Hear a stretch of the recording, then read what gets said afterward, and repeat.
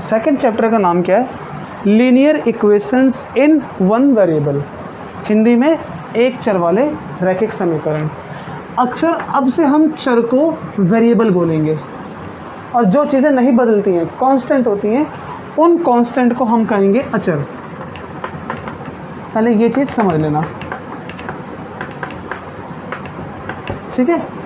मैं अचर को क्या कहूँगा? कांस्टेंट, और चर को क्या कहूँगा? वेरिएबल।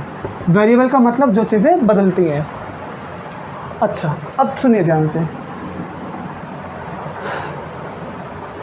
हमारा जो पूरा यूनिवर्स है, हम उसी से डील करना चाहते हैं, उसी से बात करके हम उसके बिहेवियर को जानना चाहते हैं कि यूनिवर्स कौन है, कैसे बात करता है, ठीक है, इन सब चीज़ों को। जैसे कि एक कार की अगर हम बात करते हैं, एक कार 1 घंटे में 10 किलोमीटर जाती है, तो अगले 5 घंटे में कितनी दूर होगी? 50 किलोमीटर। ये चीज़ क्या कर दिया हमने? इसको प्रिडिक्ट कर दिया। प्रिडिक्ट मतलब कि हमने इस तरीके को पहचाना, इससे हमने ये पता लगा लिया। ये क्या है? तो आंसर है, ये यूनिवर्स का रूप है, जो नेचर में कोई ना कोई घटना हो रही है। जैसे 1 घंटे में 10 किलोमीटर जाना, ये कार ने क्या किया? डिसाइड। और हमने पता लगा लिया कि 5 घंटे में कहाँ पहुँचेगी? 50 किलोमीटर दूर। ये चीज़, इसी से लेकर हम एक फॉर्मूला बना देते हैं। वो फॉर्मूला किसका होता है? ये फॉर्मूला। इसमें क्या पता लगता है? गाड़ी की रफ्तार है, उसकी दूरी, और वो कितना टाइम लेगी। ये एक फॉर्मूला बन जाता है ऐसे पैटर्न को देखकर। फिर से ज़रूरी नहीं है कि वो 1 घंटे में 10 किलोमीटर जाए, हो सकता है 2 घंटे में 10 किलोमीटर जाए, या 2 घंटे में 50 किलोमीटर जाए। हम इस चीज़ को नहीं जानते। क्यों? क्योंकि टाइम और डिस्टेंस, ये दोनों चीज़ें बदलने वाली हैं, वेरिएबल हैं। टाइम कुछ भी हो सकता है, डिस्टेंस भी कुछ भी जा सकती है। तो ऐसे केस में हम इन वेरिएबल को 1, 2, 3 नहीं लिख सकते हैं। ऐसा करेंगे तो क्या करेगा? देखो, एक फ्रेंड कहता है कि 1 घंटे में 10 किलोमीटर, दूसरा कहता है नहीं 2 घंटे में 30 किलोमीटर, तीसरा बोलता है 1 घंटे में 40 किलोमीटर। अब अगर हम एक की बात मानते हैं, दूसरा नाराज़ हो जाएगा, दूसरे की मानते हैं तो पहला नाराज़ हो जाएगा। हमने इस चीज़ को सॉल्व करने के लिए क्वांटिटी जो बदल रही है ना, अलग अलग हैं, उनके लिए फॉर्मूला बनाया। और जो क्वांटिटी वेरिएबल होती हैं बदलने वाली, उसी के लिए क्या बना जाता है? फॉर्मूला। कैसे? देखिए फिर से, यूनिवर्स हमसे कौन सी भाषा में बात करेगा? मैथमेटिक्स। उस भाषा को हम अपनी हिंदी, इंग्लिश, जो चाहे उस भाषा में बदल सकते हैं। जैसे यहाँ से क्या, ये एक चीज़ क्या है? ये है मैथमेटिक्स, जो यूनिवर्स हमसे बात करता है। और हम अपनी भाषा में क्या बोलते हैं? हम अपनी भाषा में कहते हैं कि एक गाड़ी 1 घंटे में 20 किलोमीटर जाती है, तो उसकी रफ्तार इतनी है। तो ये हमारी भाषा है और ये मैथमेटिक्स है। तो मैथमेटिक्स को हमें अपनी भाषा में आना चाहिए बदलना, और अपनी हिंदी या इंग्लिश को हमें मैथमेटिक्स में।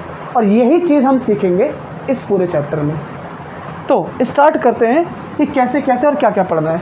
ध्यान से देखिए, हमें पहले इक्वेशन को होल्ड करना है। जैसे अगर ये एक फॉर्मूला हमने लिखा था अभी, इस फॉर्मूले में इस साइड को हम बोलते हैं लेफ्ट हैंड, इक्वल के लेफ्ट पे, इक्वल के राइट पे, तो इसको कहेंगे राइट हैंड साइड, ठीक है। अब बीच में क्या है? इक्वल। इक्वल क्या बताता है? कि दोनों चीज़ें एक ही हैं। जैसे मैं a बराबर 5 लिखता हूँ, तो a कितना है? 5। ये दोनों चीज़ें एक ही हैं, ठीक है। अब इसी तरह से अब आगे समझो। जब हमने ये डिसाइड किया कि हमारा नेचर 2 तरह से है। पहला कैसा? तो पहला ऐसे कि जब हम रास्ते में कहीं निकले तो किसी से हमें मिलने पर बहुत गुस्सा आ गया, दूसरे से मिले बहुत प्यार आ गया। तो कितना गुस्सा आया, कितना प्यार आया, कैसे नापोगे? कोई तरीका नहीं है। लेकिन मार्केट में गए, हमने कुछ किसी से सब्जी मांगी, तो हमने बोला 2 किलो प्याज दे दो, 2 किलो पटेटो दे दो, तो वो समझ गया। तो नेचर का 2 रूप, एक तरफ जहाँ हम चीज़ों को नाप पाते हैं, दूसरा जो हम नहीं नाप पाते हैं। तो जिनको हम नाप सकते हैं उन्हें क्या कहते हैं हम? क्वांटिटी। तो क्वांटिटी क्या? जिन्हें नापा जा सकता है।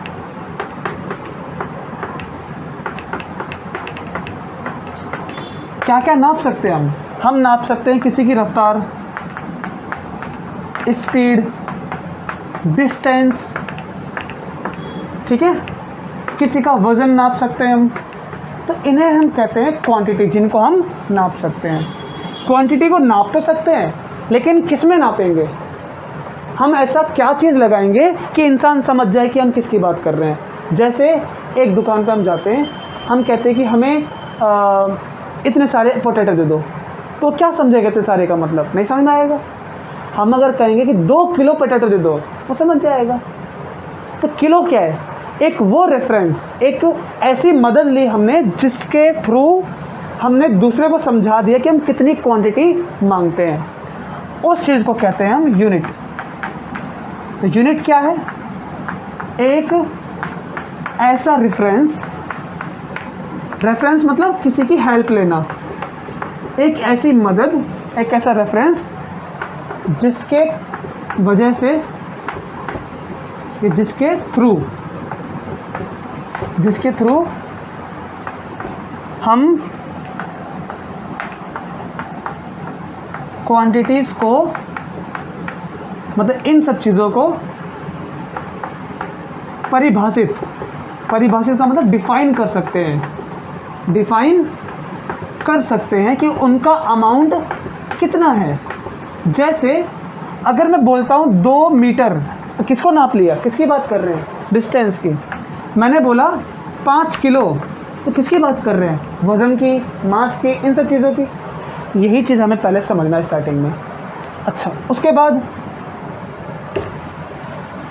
बाद आता है एडिशन का रूल। एडिशन का रूल समझिए। मैंने आपसे बोला कि 2 kg potato plus 3 kilometre distance, इनको जोड़ के बताओ कितने किलोमीटर। नहीं जुड़ेगा, क्योंकि इन दोनों का यूनिट अलग अलग है। जिनका यूनिट अलग अलग होता है उसको जोड़ नहीं सकते। इसीलिए याद रखिए कि जिनका यूनिट सेम है इसको हम जोड़ सकते हैं। ठीक है? अच्छा, फिर से या घटा सकते हैं। जोड़ना या घटाना अगर हो तो यूनिट का सेम होना ज़रूरी है। अब ये जो क्वांटिटी की हमने बात किया, इसके 2 रूप में से हम आएंगे उस बात पे कि क्वांटिटी जिसको नाप सकते हैं। अब नापने के बाद हम एक चीज़ पे आ जाते हैं, वो ये कि देखिए, हम लाइट की रफ्तार इसको भी नाप सकते हैं, हम कार की रफ्तार इसको भी नाप सकते हैं। इन दोनों में किस चीज़ का फ़र्क है? लाइट की रफ्तार कभी भी नहीं बदलती है, नहीं बदलती है। ये कैसे बदलती है वो दूसरा कारण है, लेकिन आप क्या पढ़ोगे अभी? नहीं बदलती, अभी की क्लास के लिए। और कार की रफ्तार बदल सकती है। जो हमने कहा ना कि लाइट की रफ्तार नहीं बदलती है, इसको बदलने का एक कारण होता है जो हम बड़ी क्लास में पढ़ेंगे कि जिसमें चल के जाती है, अगर वो चीज़ बदल जाए, जैसे पानी में गई फिर हवा में जाएगी तो बदलेगी, वैसे नहीं बदलेगी। चलो, क्या पता चला? क्वांटिटी बदल भी सकती है। और हाँ, इसीलिए क्वांटिटी को हम पढ़ेंगे 2 तरह से, पहला बदलने वाली और दूसरा नहीं बदलने वाली। तो एक होती है कांस्टेंट, कांस्टेंट का मतलब जो नहीं बदलती है, और एक होती है वेरिएबल जो बदलती है। ठीक है ना? अब इस कांस्टेंट में भी थोड़ी सी चीज़ें छुपी हैं। जैसे हम एक घर की बात करते हैं, अगर एक घर का एड्रेस है 2, एक घर का एड्रेस है 3, हम इसकी बात करते हैं।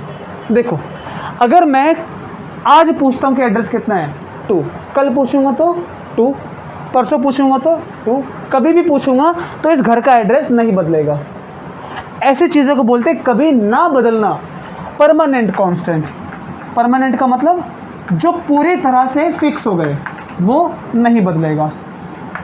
और एक होता है हमारे पास कि एक घर में पूछा तो उसका अपना परमानेंट, दूसरे घर में पूछा उसका परमानेंट। लेकिन ये जो एड्रेस है, एक घर में एक, दूसरे घर में अलग, तो जो ना बदलने वाले एड्रेस हैं ये अलग अलग घर के लिए अलग अलग होते हैं। तो ऐसे बदलने वालों को बोलते हैं, ऐसी चीज़ों को बोलते हैं आर्बिट्ररी कांस्टेंट, मनमाना कांस्टेंट।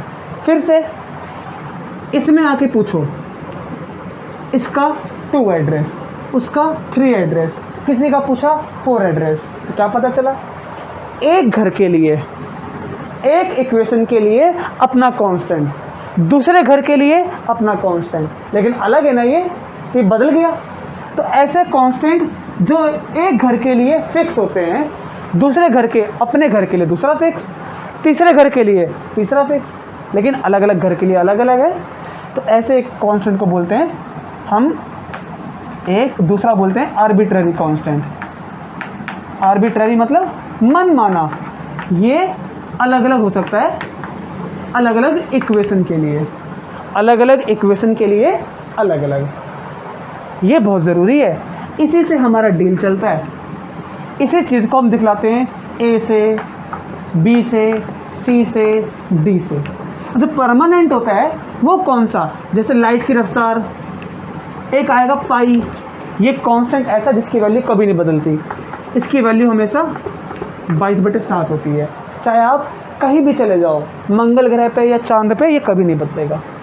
और ऐसे ही लाइट की रफ्तार भी, और भी चीज़ें होती हैं जिसको हम देखेंगे। और ये चीज़ क्या होती है, एक इक्वेशन अगर लिखा ना, एक फॉर्मूला, तो एक फॉर्मूले के लिए एक, दूसरे फॉर्मूले के लिए बदल जाएगा वो। तो ऐसे कांस्टेंट आर्बिट्ररी, ठीक है ना, आर्बिट्ररी। Next variable.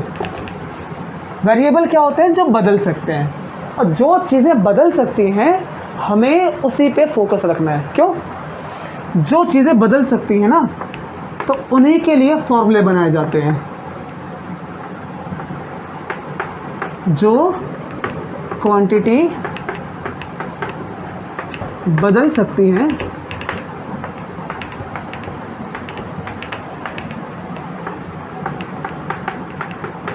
फॉर्मूलाज उन्हीं के लिए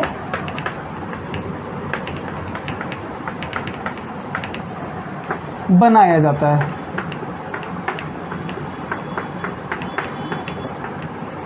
ठीक है ना? जैसे ये फॉर्मूला है ना, कभी रफ्तार कुछ और तो कभी कुछ और, कभी कुछ और तो कभी कुछ और। ये किस पे डिपेंड करता है? इसका रफ्तार का बदलना इन दोनों पे डिपेंड करेगा, कितने टाइम में कितनी दूर, कितने टाइम में कितनी दूर। तो रफ्तार का बदलना इन पर डिपेंड करता है। जैसे अगर मैं मोबाइल में जब तक वीडियो प्ले नहीं करता हूँ तो क्या चलेगी वो? नहीं। तो वीडियो को चलना या बदलना ये मेरे पे डिपेंड करता है। इसी तरह से ये रफ्तार इन पे डिपेंड करती है। तो इन्हीं के लिए फॉर्मूले होते हैं और कांस्टेंट के लिए फॉर्मूले नहीं होते। कांस्टेंट वाली क्वांटिटी का फॉर्मूला नहीं है। जब वो बदलेगा ना आर्बिट्ररी, तभी फॉर्मूला बनेगा, वरना नहीं बदलेगा। अच्छा, थोड़ा सा आगे चलते हैं। हम अब इसको देखते हैं, वेरिएबल को। ठीक है, देखिए, हम जब फॉर्मूला बनाते हैं उस फॉर्मूले को हम कहते हैं इक्वेशन, और दूसरा कहते हैं इन इक्वेशन। इक्वेशन में क्या होता है? इसमें ऐसे लिखा होगा, इन इक्वेशन में कैसे लिखा होगा? ऐसे या ऐसे। इन इक्वेशन का मतलब बराबर नहीं है। जब बराबर नहीं है तो क्या होता है? या तो छोटा होता है या तो बड़ा होता है। तो ये y छोटा है 2x से, y बड़ा है 2x से, या तो ये या तो ये। जब बराबर नहीं है तो हमें किस पे फोकस करना है? इक्वेशन पे। ठीक है, अब आगे पढ़ते हैं इसको। देखिए, इक्वेशन भी अलग अलग तरह से पढ़ी जाती है। कैसे पढ़ी जाती है? तो इक्वेशन को पढ़ने का तरीका होता है वेरिएबल की पावर ऑफ वेरिएबल। पावर मतलब उसकी घात, ठीक है, उसकी घात, पावर ऑफ चर की घात। एक इस तरीके से। दूसरा, उसमें टर्म कितना है, पद कितने हैं, ये टर्म्स को क्या पढ़ेंगे, पद। इस पर समझा जाता है हमारे पास। और पावर पर, टर्म पर, ठीक है, और नंबर ऑफ वेरिएबल पर, नंबर ऑफ कि बदलने वाली क्वांटिटी कितनी है, इन पर भी पढ़ा जाता है नंबर। इनको एक एक करके समझते हैं। So let's we see one by one. Power of variable, हमने किसी चीज़ को ऐसे लिख दिया कि x y, या हमने ऐसे लिख दिया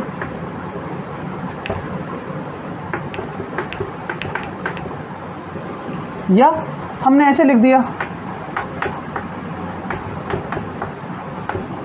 ये क्या है? एक इक्वेशन, दो इक्वेशन, तीन इक्वेशन, चार इक्वेशन और पांच। सब में डिफरेंस समझना। इस एक इक्वेशन में कितनी बदलने वाली चीज़ है? एक। इस दूसरी इक्वेशन में भी एक। इस तीसरी में भी कौन बदल सकता है? z। और जो चीज़ें बदलती हैं उनको हम इंग्लिश के अल्फ़ाबेट से बताते हैं। इस इक्वेशन में कितने बदलने वाले हैं? एक। वो कौन है? x।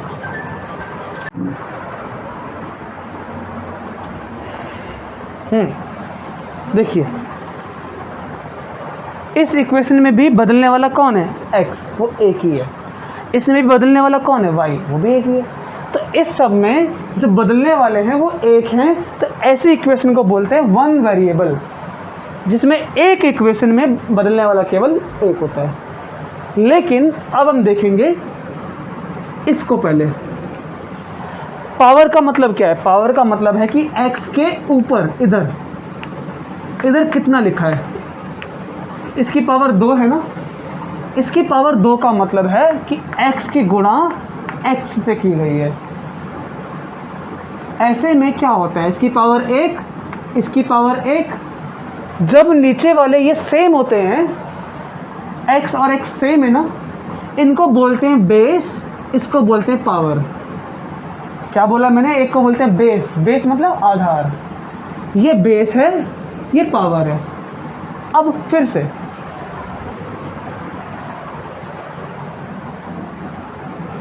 अगर पावर में कुछ नहीं लिखा तो कितना मानेंगे? 1। जब ये गुणे में, ये किसका साइन है? गुणे का। डॉट लगा दूं तो गुणा समझना। इनमें बेस कैसा है? सेम। पावर कितनी है इनकी? 1। याद रखिए, अगर बेस सेम होता है तो गुणा करते वक्त इनकी पावर को जोड़ देते हैं। 1 और 1 2। बेस को हम एक ही बार लिखेंगे, लेकिन इनकी जो पावर है वो जोड़ देंगे, 2 आ जाएगी। अब इसकी पावर 3 का क्या मतलब है? 3 का मतलब है कि y गुणे में y गुणे में y, ठीक है। या इसको हम ऐसे भी लिख सकते हैं, ऐसे भी लिख सकते हैं कि y की पावर 2 गुणे में y। इनका बेस सेम है ना, तो पावर जुड़ जाएगी तो कितना हो जाएगा? 3। कुछ नहीं लिखा तो 1 और 2 3। या इसको ऐसे भी लिख सकते हैं, y गुणे में y गुणे में y। इन सब की पावर कितना है? 1। बेस कैसा है? सबका सेम है। तो अगर बेस सेम है तो पावर जुड़ जाएगी, 1 2 3। इसको ऐसे लिखो या जो मैंने पीछे लिखा था वैसे लिखो, सब सही होता है ये। अब इनमें कुछ चीज़ें और देखो, जैसे कि अगर मैं x लिखूं और y लिखूं, इनकी पावर कितनी है? 1। क्या इनके बेस सेम है? नहीं, एक x है तो एक y है, तो इसको हम गुणा में ऐसे ही लिखेंगे बस। या ऐसे लिखा हो, x की पावर कितना? 2, y की पावर 1। इनके बेस सेम है क्या? अलग अलग है। जब बेस अलग होते हैं तो पावर जितनी भी हो उसको सेम टू सेम लिखते हैं गुणे में। यही रूल डिवाइड का भी होता है। ठीक है, इसको धीरे धीरे करके सीख जाएंगे हम। तो इनको आप ना अच्छे से याद रखिएगा। एक और चीज़, ये x है, ये भी x है। यहाँ कितनी बार है x? एक बार। यहाँ कितनी बार है? एक बार। दोनों में एक एक सेम है ना? अगर एक एक दोनों में सेम है तो इनको हम जोड़ के लिख देंगे 2 बार x। कितनी बार? 2 बार। या इसको जोड़ने का दूसरा तरीका देखिए, इसका आंसर 2 कैसे आया सुनो। इसमें भी 1 है, इसमें भी 1 है, तो इनके एक को इन दोनों से गुणा में ले लो बाहर, और अंदर क्या बचेगा? देखिए फिर से, इनके एक को नहीं, इन दोनों में जो x है वो सेम है ना, तो x को लिखो गुणे में और यहाँ लिखो 1 प्लस में 1। क्या मतलब है इसका? इसका मतलब है कि हमने x को इन दोनों से बाहर निकाल लिया। क्या होता है इसका मतलब? कि x की गुणा 1 से भी, फिर x की गुणा, तो भाई मतलब आ जाएगा x गुणे में 1 x गुणे में 1 x, वही आ जाएगा ना मतलब। अब देखो ये x है, 1 और 1 2, गुणा करेंगे तो क्या लिखेंगे इसको? हमेशा नंबर वाला पहले लिखते हैं, बाद में वेरिएबल वाला। आया समझ में? फिर से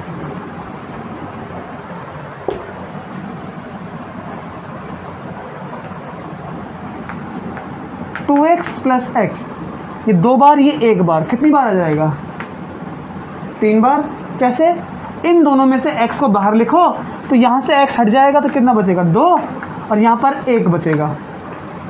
कितना आ जाएगा? x गुणे में 3x। ये सब चीज़ें। फिर से देखो एक और, ऐसा ही रूल माइनस में भी चलता है जब माइनस करेंगे। ठीक है, अब देखिए ये चीज़ें तभी जोड़ना, गुणे में क्या देखना पड़ता है? गुणे में हमें बेस को चेक करना होता है।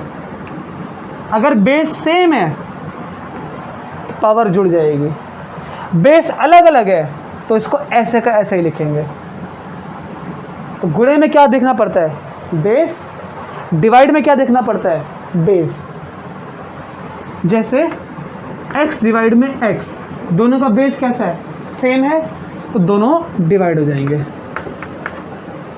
अब x बटे में y, इसमें x है इसमें y, तो इसको ऐसा लिखेंगे सेम टू सेम, कोई चेंज नहीं आएगा। आया बात समझ में?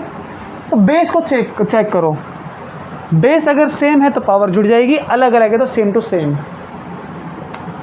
जोड़ते वक्त हम क्या देखते हैं? जोड़ते वक्त हम बेस और पावर इन दोनों को चेक करते हैं। पहला, बेस सेम है क्या? x और x सेम है क्या? पावर सेम है? नहीं, इसकी 2 है, इसकी कितनी है? 1, तो यहाँ पर आके फेल हो गया। हो गया फेल, तो इसको सेम टू सेम लिखेंगे, कोई बदलाव नहीं लाएंगे। लेकिन अगर ऐसे लिखा हो तो क्या चेक करेंगे? पहले बेस x यहाँ भी, x यहाँ भी, पास हो गया। पावर 1 वेरिएबल की, और वेरिएबल की पावर भी 1, पावर देखना है, मल्टीप्लाई वाला नहीं, पावर। तो पावर भी सेम है तो इसमें भी पास हो गया। जब पास हो गया तो दोनों को जोड़ लो, 2 बार 1 बार। आया समझ में? इसको ऐसे चेक करना है।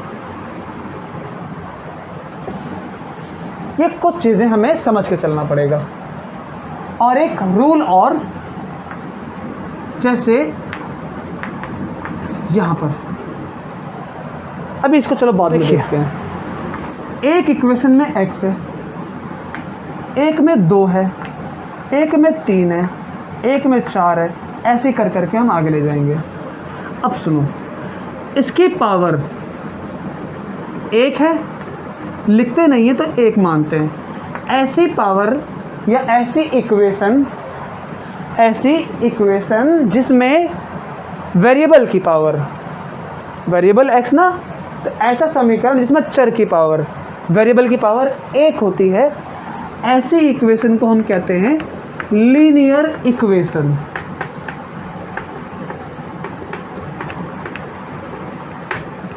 लीनियर क्यों कहते हैं मैं इसको बताऊंगा आपको आगे। इसमें एक वर्ड है लाइन, इससे जब हम ग्राफ बनाएंगे तो एक लाइन बनती है, इसलिए लीनियर इक्वेशन। इसको जिसमें पावर 2 होती है उसको बोलते हैं क्वाड्रेटिक इक्वेशन।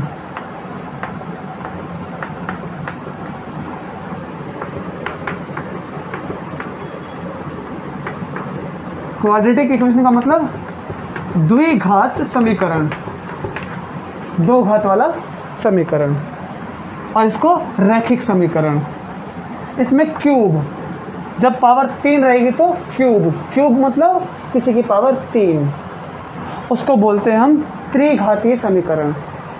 ठीक है, इसको बोलते हैं बाई क्वाड्रेटिक। खैर हमें क्या पढ़ना है, पढ़ो लीनियर इक्वेशन। तो जब भी आप अपनी बुक में x को देखो या y को देखो, किसी को भी देखोगे, कोई भी वेरिएबल, कितनी रहेगी पावर? 1, क्योंकि इस चैप्टर का नाम यही है कि वेरिएबल की पावर 1 होगी। दूसरा चलते हैं हम पावर के बाद टर्म्स पर। टर्म्स मतलब पद के अनुसार। देखो x plus 2, x plus y plus 2, इसमें टर्म का मतलब क्या है? पद का मतलब है कि प्लस या माइनस, ये दोनों टर्म को अलग अलग कर देते हैं। प्लस के पहले कितना? एक बार, यहाँ 2 बार, इसमें 2 टर्म है। कितनी? 2 टर्म।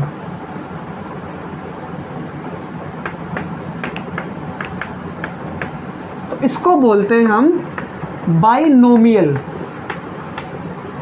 बाइनोमियल इक्वेशन, और इसको हिंदी में द्विपद समीकरण, बाइनोमियल, जिसमें एक ही टर्म है ना, ये प्लस का x एक ही बार है, इसको बोलते हैं एक पद वाला समीकरण। इसको इंग्लिश में क्या, इसमें कितने टर्म है? एक टर्म। इसको हिंदी में कहेंगे हम एक पद वाला समीकरण, इंग्लिश में मोनोमियल, मोनोमियल समीकरण या इक्वेशन। इसमें कितनी टर्म है? 1 2 3, तो ये हो जाएगा 3 टर्म वाला। कितना? इसको बोलते हैं 3 पद वाला समीकरण, मतलब ट्राइनोमियल।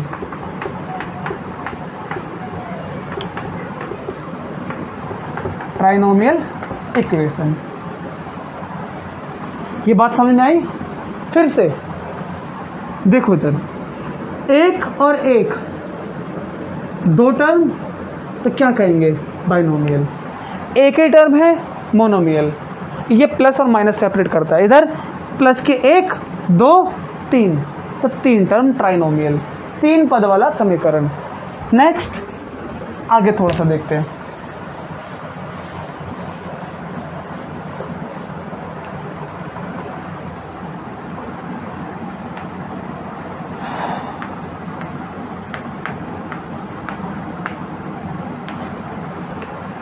अब वेरिएबल के अकॉर्डिंग इसमें कितने बदलने वाली चीज़ है? एक। कितनी बदलने वाली है? एक। वो कौन है? x बदलने वाला। फिर से इसमें कौन कौन है बदलने वाले? x भी y भी, के 2 हैं बदलने वाले। अच्छा, इसमें कितने हैं? 3। इसमें भी कितने हैं? 3, x भी y भी z भी। तो जिसमें हम एक बदलते हैं, केवल एक बदलने वाला, उसको बोलते हैं वन वेरिएबल इक्वेशन, एक चर वाला समीकरण। जिसमें 2 होते हैं बदलने वाले, चाहे वो प्लस में हो या वो मल्टीप्लाई में हो। बदलने वाले कितने हैं सो काउंट करो, एक बदलने वाला, 2 बदलने वाला। इसको बोलते हैं 2 वेरिएबल, मतलब कि एक चर वाला, 2 चर वाला समीकरण। इसमें कितने बदलने वाले हैं? 3, x y z। इसमें भी x y z, इन 3 को बोलते हैं 3 वेरिएबल इक्वेशन या 3 चर वाले समीकरण। हमारा कितने चर वाला होने वाला है? 1 वेरिएबल वाला, मतलब ऐसा जिसमें बदलने वाला या तो x होगा या y होगा या z होगा। ठीक है, ये ध्यान में रखना है आपको। अब थोड़ी सी चीज़ें और चलते हैं सीखने। ठीक है।